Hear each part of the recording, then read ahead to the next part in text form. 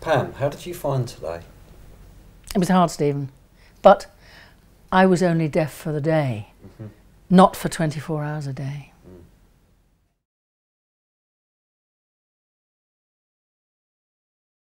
I think what I will learn will be what it's like to have to cope with all the difficulties of day-to-day living when you have one of your senses denied you. We mix impression material, which is made up of a silicone and a hardener. Put that into a syringe, inject it into your ear will feel quite full. We're simulating 40 to 50% hearing loss.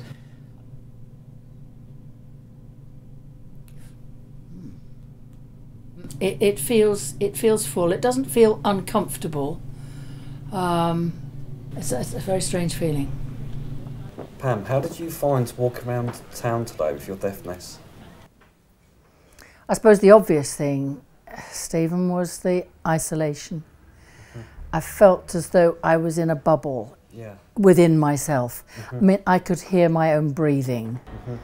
I could hear my own voice. I deliberately said good morning to a few people, but actually approaching or speaking was not easy.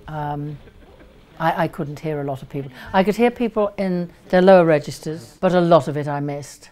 Pam, how did you find it today when you was out in the cafe in town?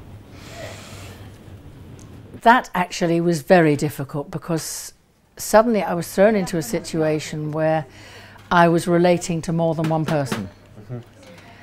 And I could lip read when it was one person to concentrate on.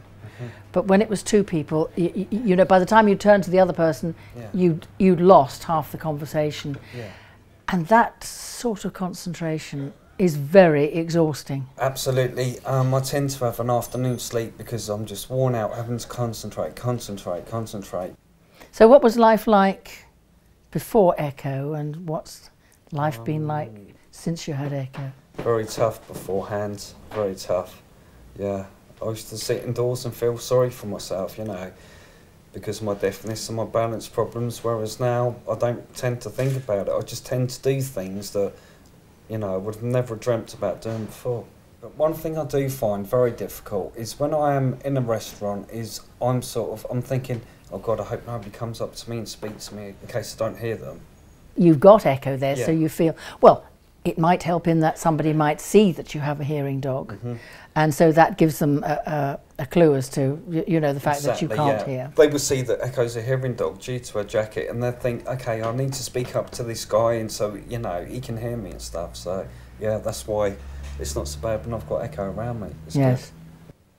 Do you think that being deaf could actually cause people to get into a state of depression that they couldn't actually easily get out of? No question, but Echo's brought me back to some sort of reality, so to speak, you know, so it's good.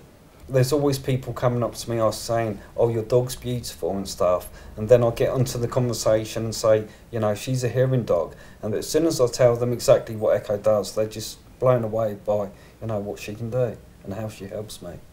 So if you've got that emotional support, you're halfway there. Yeah.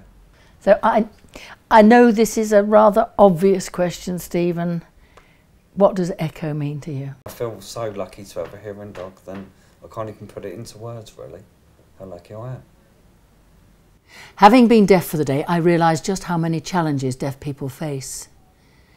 But I can also see the comfort and support that Stephen gets from his hearing dog, Echo. Please help this charity create more of these life-changing partnerships by making a donation today. Thank you.